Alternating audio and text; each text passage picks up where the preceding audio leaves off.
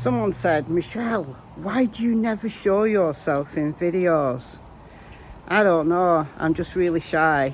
This isn't really me. This is an AI generated thing. Anyway, today we are going to talk about Bryan Kohberger. I've been meaning to do this video for the last few days, so here we are, and let's go.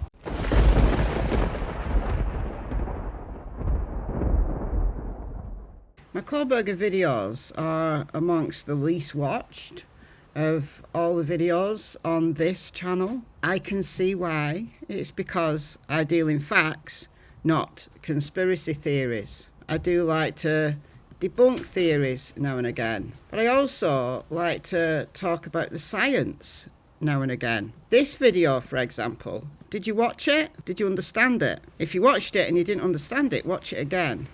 Because I talked about the difference between SNP DNA and STR DNA. And it seems to be that Kohberger's defence either don't understand the difference or they're just being willfully ignorant. I can't decide which. You know, they've got experts to chime in about the differences between SNP DNA and STR DNA testing. The prosecution have made it incredibly clear what steps they took to develop a SNP profile, single nucleotide polymorphism profile, so that they could do investigative genetic genealogy and produce a family tree, which would ultimately lead them to Bryan Kohberger. And STR DNA testing, which is your traditional form of testing. Two different methods, both scientifically valid, both scientifically approved and understood within their relative communities.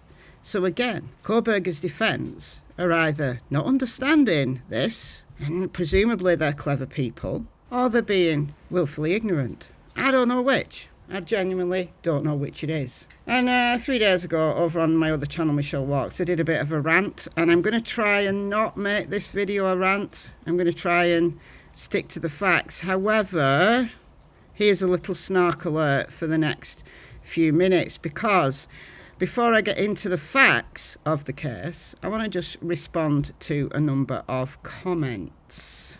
Let's start with this one. Anyone think that the extra DNA could have been the packers packing the products from the factory to retail outlet, or someone else looking at the sheath in the retail outlet? In a word, no. What they found on the knife sheath button, the clasp, was single source male DNA. It was like all the other DNA that could possibly be on there was wiped away. So the killer, whose DNA it is, and we know that it's Bryan Kohberger's, obviously forgot to wipe or took the knife out with gloves on that had a little hole in. But no, that's not an option. If you're saying that the Amazon packer is the killer, then you'll need to provide some proof for that. You don't know if he's guilty or not. You were not there. Neither were you, unless you were the killer. So there's no confession and no trial yet. No, he should confess, but he won't because he thinks he's too clever. Of course the defence are doing their job. I've never denied it. I'm glad that they are doing the job. The reason why I'm glad that they're doing the job is he can't say that he had bad counsel and, you know, he wants to claim a mistrial because of that. No, I'm glad they're doing the job. I think your remarks are bizarre. I think anybody's remarks are bizarre who fails to see the facts. This is not how we bring people to trial in my country either. But we're not here at the trial. We're not members of the jury. We're members of the public, commenting on the things that we know about the case so far. Yeah, there's that. Okay, I'm being a bit one-sided for a spot of touch DNA on the sheath that the state said they don't plan to even use at trial. No, you're completely wrong. You've misunderstood the difference between SNP DNA testing and STR DNA testing. It's the investigative genetic genealogy that they don't plan to bring to the trial, because all that was to do was to find out who the guy was. Genetic genealogy does not infer, imply, or prove anyone's guilt. It simply highlights potential suspects. That's all. And you go on to say that he couldn't have worn PPE or coveralls. If he disrobed in the house, he would risk leaving his DNA. If he was wearing PPE, leaving the house, why was there no trail? How do we know there wasn't?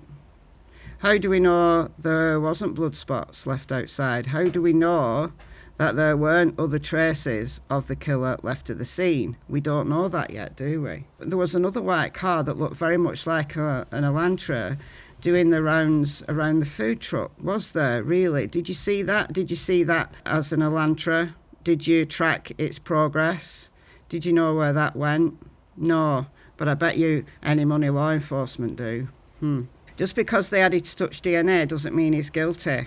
Well, all things considered, when we look at the facts here in a few moments, it would be very strange if you didn't agree with me. So you're going to emphasise the word touch. Someone who knew he was going to commit the crime planted a spot of Bryan Kohberger's DNA on the knife sheath. How could they do that? How did they do that? If Bryan Kohberger gave his knife to someone, well, why doesn't he just say that? Or if it wasn't his knife at the crime scene, because we know he bought a knife, we know he bought a K-bar knife. So where is that knife? Was it collected in that multitude of stuff that they took from his parents' house? They took a knife from there. We don't know if it was the K-bar knife. We don't know whether Bryan, and yes, I do believe the killer was Bryan, so I'll give him a name, discarded that knife somewhere.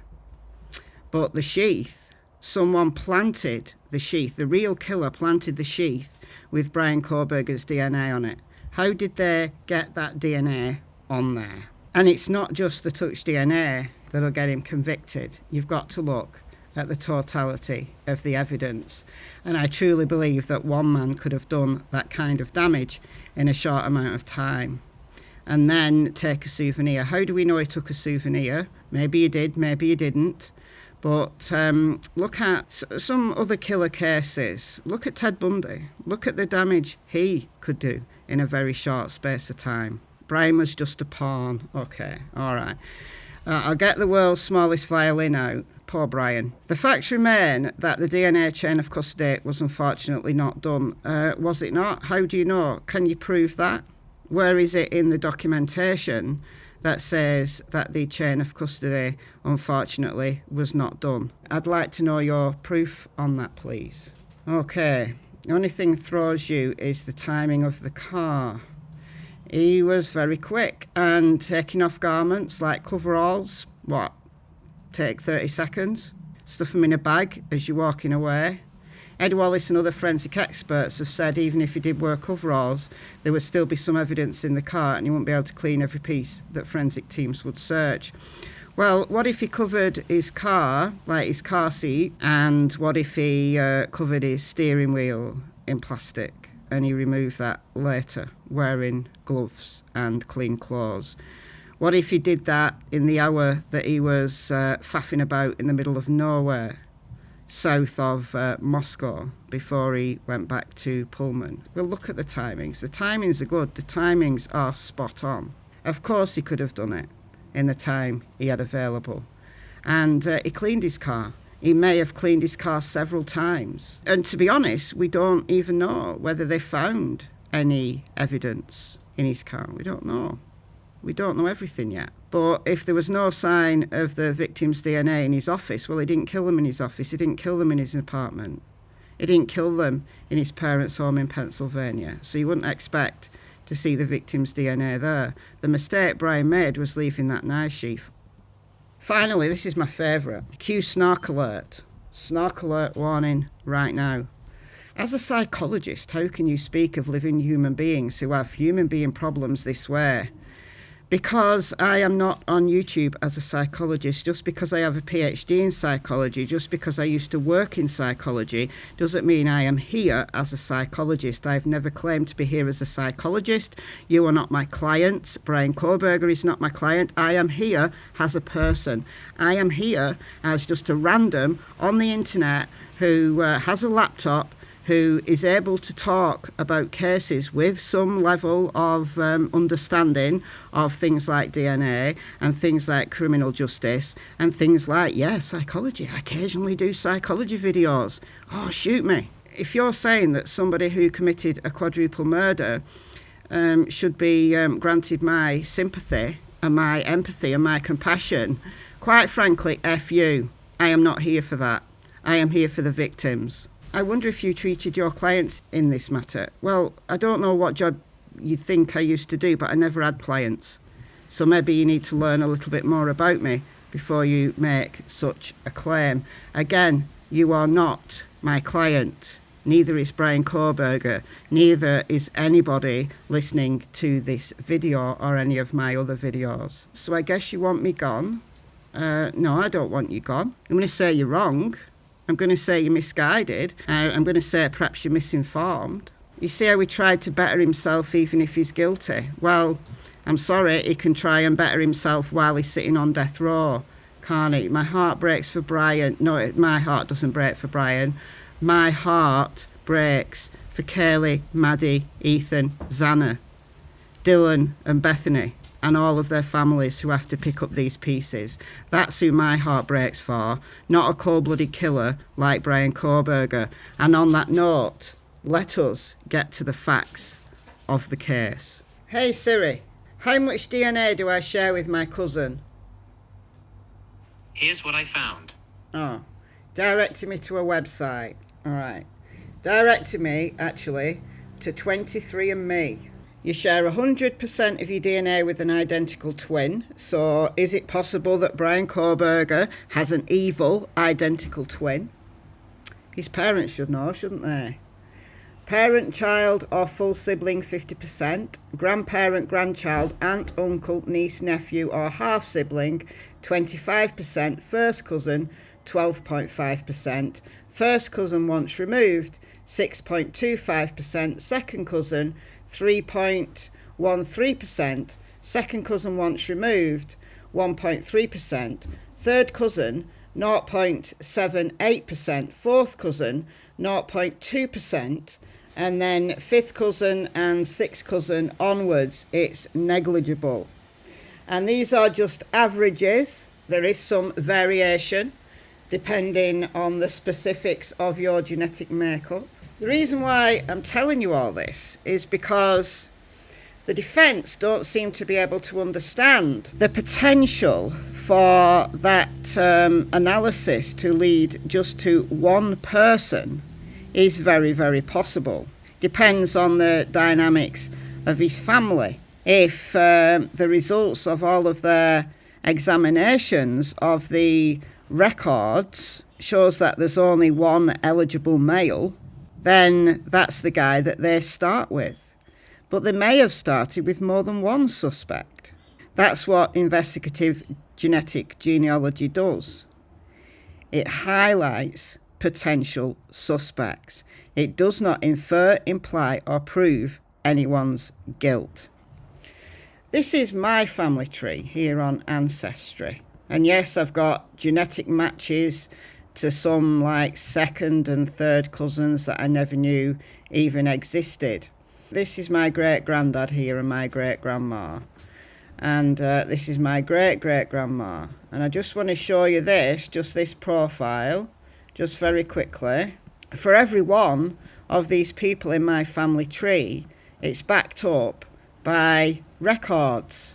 In this case, the 1861, 1871, 1881, 1891, 901, 911 censuses, christening records, death index, marriage index, select birth and christenings. Those are the records that I put in place to enable me to fit Sarah Lucas into my family tree. Now, what the FBI will have done to generate Bryan's family tree, once they've got a SNP profile from that DNA on the knife sheath, then they put that into GEDmatch. They can't put it into Ancestry.com because that doesn't allow law enforcement to do it. They can't do 23andMe. They can do GEDmatch, and there's one other, family tree DNA maybe. that allow law enforcement to do this, and they come up with potential families, and then they develop a family tree. Now, SNP testing, single nucleotide polymorphism testing, is an approved scientific technique. Private labs do this millions and millions of times. There's millions of people who have done their ancestry DNA to get their ethnicity. Do you want to see my ethnicity according to Ancestry.com? Do you want to see it? All right, so according to Ancestry.com, I'm 48% southern Italy and Sicily. And that's absolutely true. Agrigento, that's where my biological father comes from, the Agrigento region. A small town called Racamulto, I think it's called Raccamuto. I'm 42% English, mainly from the northwest, which is absolutely true. 4% Scotland, 4% Ireland, and 2% Norway. So I'm just a little bit Viking. That's the kind of process the guys at the FBI will have done using a bunch of records. That's not the science part. The SNP testing is the science part. Building the family tree is not the science part. There's quite an art to it. And no, the defence should not be given the names of all of the people in Bryan's family tree. They're irrelevant, right? They can't say that they've potentially missed other suspects because of the percentage of DNA shared by cousins once removed, second cousins. By the time you get down to second cousins, you're only sharing between 3 and 5% of your DNA with a second cousin. DNA from the SNP testing shared 50% of the DNA with Bryan Kohberger's dad. So it meant he's his dad. Potentially his brother or his child. But generationally, we know that Michael Kohberger is Bryan's dad. So unless Michael Kohberger had another son and Bryan Kohberger has an identical twin, then once STR testing was done, and STR testing is a different technique, STR testing was done once a cheek swab had been taken from Bryan, and that was 100% match. It was like octillions of times more likely to be Bryan Kohberger. Like, it's as close to 100% as you absolutely possibly can. The result of the STR test, not the SNP test, the STR test, proved that Bryan Kohberger's DNA and Bryan Kohberger's DNA alone was on that knife sheath. But that's not the only piece of evidence that's convincing. Let's look at the timings of Bryan's route in the early morning hours of November 13th, 2022. And his phone records pinging off certain towers match up completely with the white Hyundai Elantra being caught on various surveillance cameras. I've got this from the PCA. So Bryan's phone at 2:42 pinged off a tower close to Bryan's home. 2:44, his car was seen on surveillance, Nevada Street in Pullman, going south. 2:47, his phone pinged in Pullman. That was the last time it pinged, and that's either turned off or not communicating with a tower, so likely turned off, until 4:48, until after the murders. Interesting. 2:53, his car was seen going south on Nevada Street in Pullman. At 3:26, it was seen on Indian Hills Drive in Moscow. At 3:28, it was seen at Steiner Avenue in Moscow. Between 3:29 and 4:20, it passes by King Road and out through Walenta Drive 3 times.